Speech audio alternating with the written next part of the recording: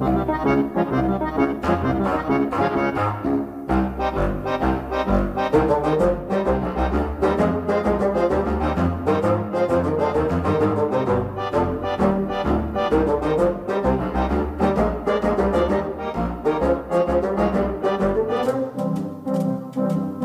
back to A Neighbor's Choice Radio, and now we're turning to our seed oil survival series, where we chart out how to deal with seed oils, how to deal with these vegetable oil products, and so many of the other effects of linoleic acid, which is the main problematic component of these products. And joining me to do so is an independent researcher and our friend of the program, Tucker Goodrich. How you doing? I'm doing well, David. How are you? It's great having you back on the program. I'm doing fine too, and it's great to get into this topic. Now, you had mentioned to me that you want to talk about a couple of things here. One is phytosterols. I think that's what everybody was thinking about this afternoon, right? Phytosterols are quite the thing at the moment. What on earth is a phytosterol, your listeners are asking? Yeah, exactly. So phytosterols are basically the plant equivalent of cholesterol. And there are a couple of different molecules that fall under the heading of phytosterols, and we're not going to get into what they are because we don't know if it's important or not. Why would you care about phytosterols? Because they've been shown to lower LDL in people. And of course, while your listeners all know at this point that LDL, normal LDL, doesn't seem to be causal in cardiovascular disease, most cardiologists haven't yet come to admit that, and they are willing to do almost anything to get rid of your LDL. So if you eat phytosterols, your LDL goes down, supposedly. What's one of the best sources for phytosterols? It's vegetable oils, including good ones like olive oil.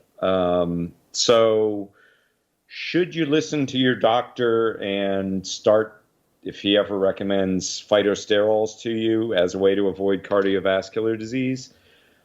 Probably not a great idea. For starters, we think that most of the harm that's caused by seed oils comes from the omega-6 fats and not from the phytosterols. Although phytosterols do have an effect in the body, they impair cholesterol absorption from your gut, and they have some effect on how cholesterol is used in the body, although it's not super clear how big of an effect that is. But there was a study done looking specifically at negative health effects of phytosterols on liver health, and soybean oil causes liver disease. Soybean oil has omega-6 fats and lots of phytosterols.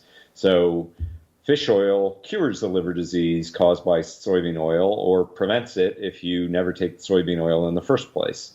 So what they did was they added phytosterols into fish oil to see if that would have a negative effect. And it changed things a little bit, but it didn't cause the liver pathology that they were seeing from the soybean oil. So it made them think that probably it's not the phytosterols that are causing the problem to the body. But anything that lowers LDL makes me nervous, because of course vegetable oils lower LDL, as they're causing your rates of heart disease, your risks of heart disease to increase. So I would think that if phytosterols were so good for you, then the studies where they gave people lots of vegetable oils to lower LDL would have some benefit on heart disease rates because of the phytosterols, but that doesn't seem to be the case. As we've talked about in the past, when you give people more seed oils, it doesn't make their heart disease better, it makes it a little bit worse.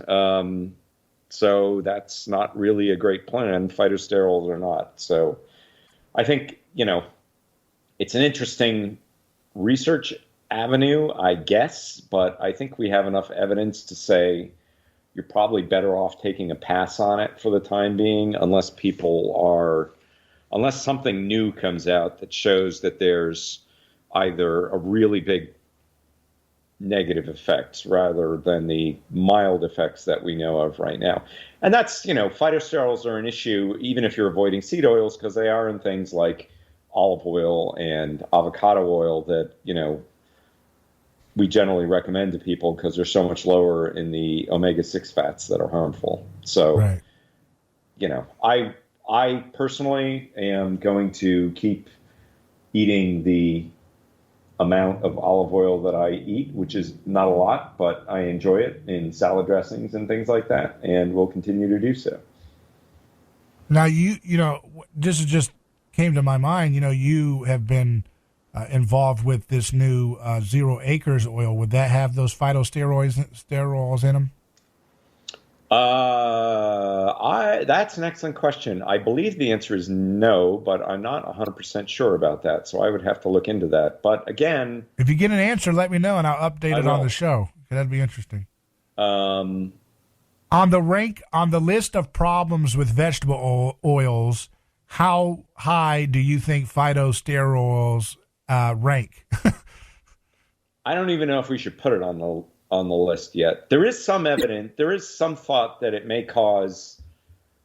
impair cholesterol metabolism in the body, which could result in like a lower testosterone level. So I would say, I don't think I'd go out of my way to avoid them, but it's certainly yet another reason not to eat seed oils. Yeah. As if we needed another one. Yeah, it's I've never heard of those before, but what brought that to your attention that you were researching this recently? Well, a very smart doctor from Australia, Paul Mason, did a YouTube video where he talked about phytosterols as a possible avenue of harm from eating seed oils, and that got me into doing some research on it. And I don't think, as I said, I don't think there's enough evidence for that being the primary avenue of harm. I'm sure there's not enough evidence for that being the primary avenue of harm from seed oils, whether it's something else that's a negative from them.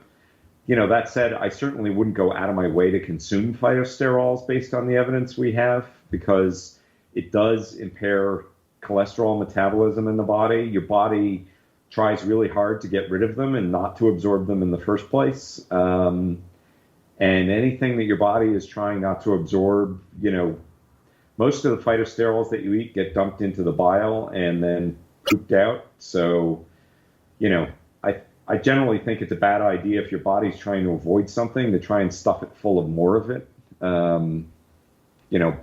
Biology tends to be smarter than physicians at the end of the day. Right. You mentioned that they are known to lower LDL, and you're skeptical of things that lower LDL because vegetable oils lower LDL.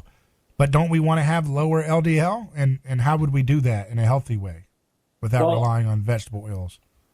We know that normal LDL doesn't cause heart disease, right?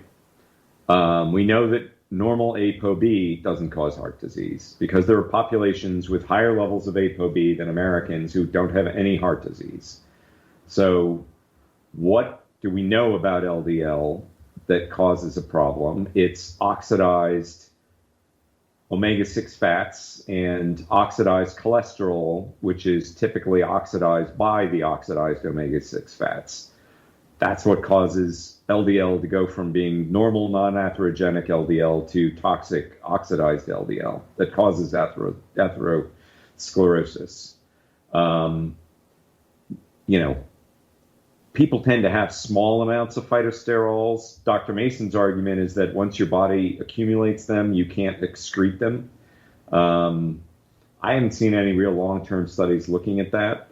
There are diseases that are caused by excess phytosterols, but they're generally genetic diseases where, it's not caused by diet, it's caused by some genetic problem in the body that's leading to lack of processing, and those aren't always obvious. It's not always obvious that, the thing that's appearing to be the problem is actually the problem, like Alzheimer's and beta amyloid. They keep putting out these drugs to get rid of beta amyloid, and it doesn't do a damn thing for Alzheimer's, but it's the most obvious symptom. So just because something's the most obvious symptom doesn't mean it's necessarily the pathological cause of the problem.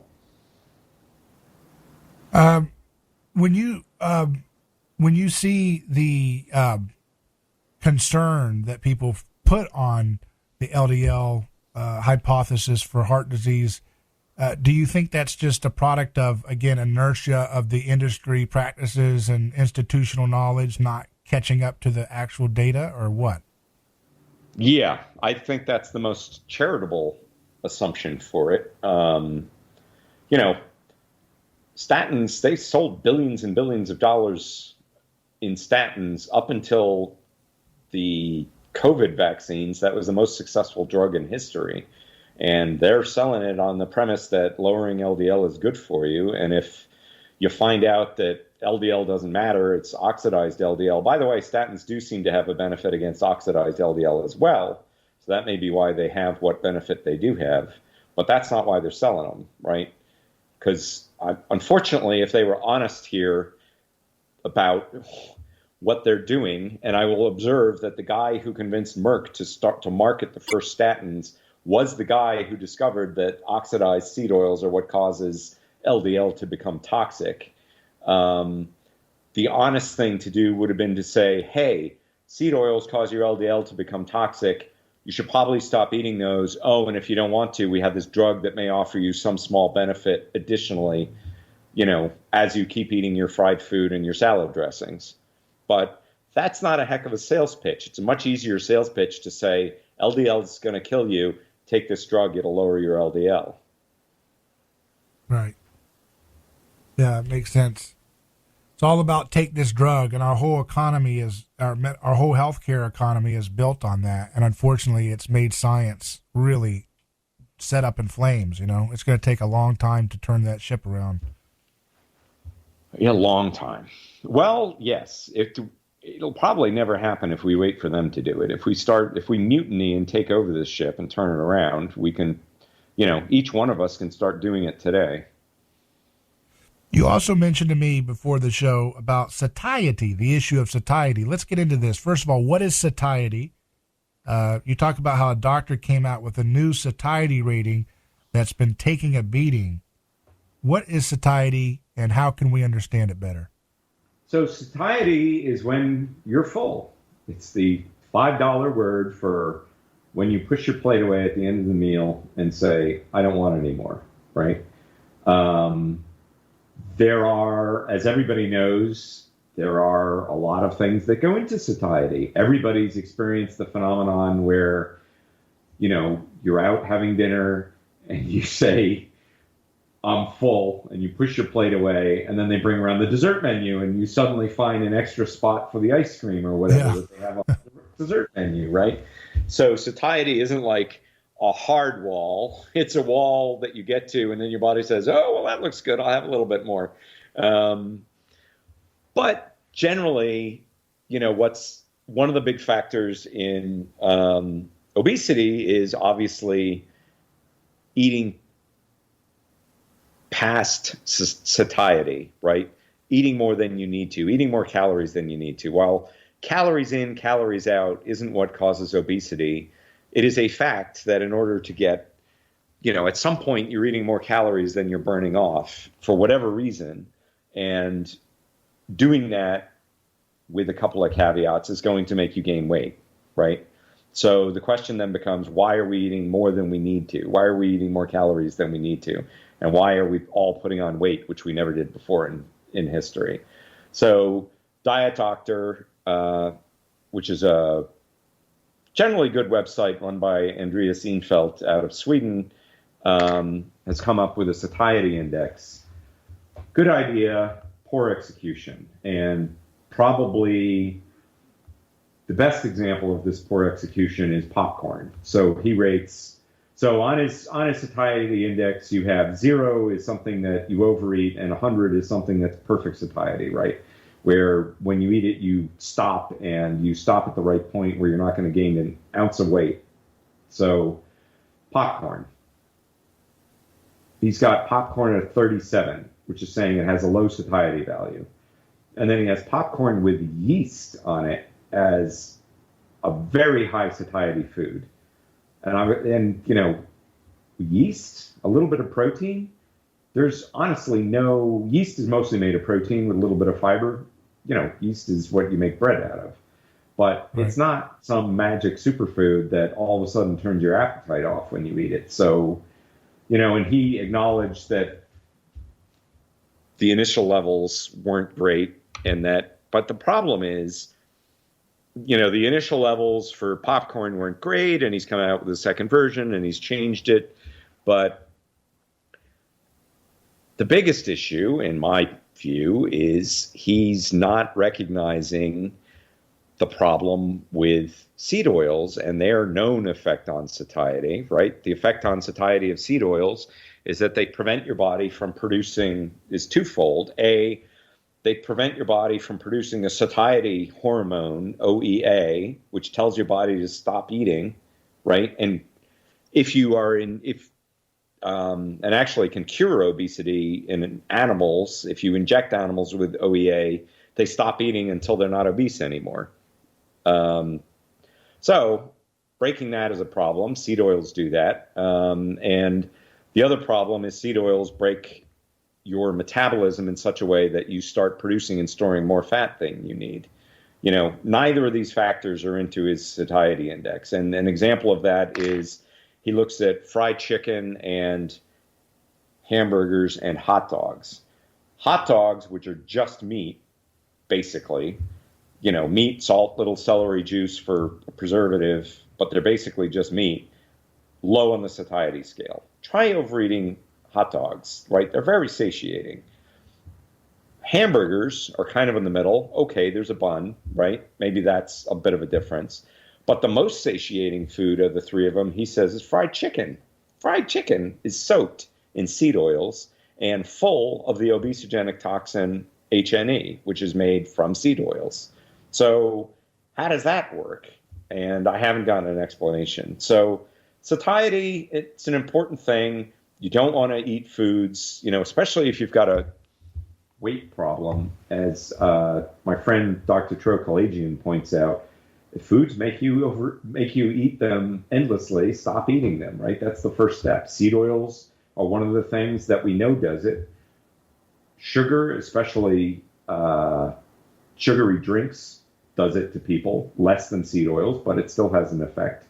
But when it comes into, you know, trying to figure out, you know, what is more satiating, a hamburger or a hot dog without a bun, I don't know if that's really a useful scale to try and eat to. I mean, it sounds too much like the old Weight Watchers approach that fails miserably. Right. But it sounds also, it's kind of confusing too, because, you know, you've got a lot of this common misconception that if you're overweight or something, you need to just eat less. That's not true. Eat less, move more. That's a total myth. And I think that gets convoluted into this conversation too, you know, about like, we eat something that makes you satiated, so you eat less of it, and then somehow that will restrict your calories and you'll lose weight. But that's really not how you long-term have success, right? Right, although there's a nuance there, right? If you eat lousy food, and by lousy food I will say if you follow the dietary guidelines, you will eat more and move less. And we know why that happens chemically, right? So if you change your diet so that you're not eating a diet that makes you want to overeat, you know, one with no seed oils, for instance, you will eat less. And as you are eating less, your insulin levels will go down, and that will make you want to move more, right? Because insulin suppresses activity. So they're getting the cause and effects mixed up, right? Eating more, moving less is a symptom of the problem. It's not the cause of the problem. And eating less and moving more is a symptom that you've resolved the problem. It's not the solution to the problem, right? I mean, the solution, you know, if I experience this myself, if once you fix the problem, then you eat less, lose weight, and you feel more active, right? But when I started losing weight, because I was really curious and I was doing an experiment on myself with cutting seed oils, I cut back on my exercise because I wanted to see if I would lose weight if I stopped exercising, because I had been exercising a lot and I never lost an ounce because of exercise. Yeah. And now, I mean, scientists who are actually doing the work on exercise and obesity, like Herman Poncer, they'll tell you flat out, exercise doesn't do anything for weight loss, right? But doesn't it? But what about the myth or the saying that, okay, you do aerobics and that burns calories, or you do weightlifting and that tears down muscle, which then when it's built up is going to use fat to build itself. So isn't that how you lose weight with exercise? But you just said no. No, you don't, because your body. I think it was Kevin Hall, a scientist at the National Institutes of Health, did an amazing study where he gave people a drug, an SGL2 inhibitor, that causes you to pee out glucose, right? And it's given to people who have diabetes by doctors who don't understand that people who have diabetes shouldn't be eating glucose. So they give them a drug that makes them pee the glucose out, so it's in the toilet instead of in their bloodstream, right? But this is a really interesting experiment for Dr. Hall figured out, because what it means is that they're losing calories, right? Glucose has calories. That starch is glucose, right? So what he did was look at these people and see, do they compensate for the calories that are lost by peeing out glucose? And they do, right? So your body has a calorie sensor, right? Body's not dumb. We're born to be active creatures. And if your body couldn't manage the intake and the expense of exercise, we would all be dead. So your body has an exquisitely sensitive, unconscious system of managing calories. So yeah, if absolutely, if you go out for a run or you go to the gym or whatever, you're going to burn some calories. And your body, the little accountant in your brain, is going to say, whoops, you've burned 600 calories. We better replace that. And he's not going to ask your permission. You're going to eat 600 more calories to replace those calories that you just burned off, right? Now, you can, in the short term, overwhelm that by, running across the country or hiking the Appalachian Trail for a couple of months where you're literally every day underfeeding yourself. But all the people who do that, when they finish that specific bout of undereating, the weight comes back, because the little accountant in your brain says, "Oh, we got a problem here. We got to fix it." Interesting. Is that a hormonal thing then that's really going on? I don't know if we know exactly what's driving it, but the fact that it exists is quite clear. And Hall's experiment was a very elegant way of showing that even unconscious weight loss caused by a drug is compensated for by the body. Wow. Well, that means there are no shortcuts, is there? At some point. Well, I don't know about that. As we've discussed in the past, eating a good diet, I like to call it the cheating diet, because you eat like a king and you feel great all the time. So I'd say that's a pretty darn good shortcut. Yeah. Exercise not required, although when you start feeling better, you're going to want to. Right. So what is the best benefit of exercise, in your opinion? Health.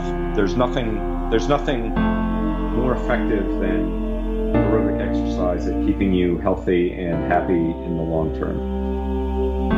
And that's a separate topic from whether it causes you to lose weight, right? Because you're basically saying health is not about losing weight. It's about the overall vitality of the human body, right? And the human mind. Right. Well, Tucker, I really appreciate your time, and it's always great to learn from you and understand these different topics like we explored today. So it's a great honor to have you on. Thank you.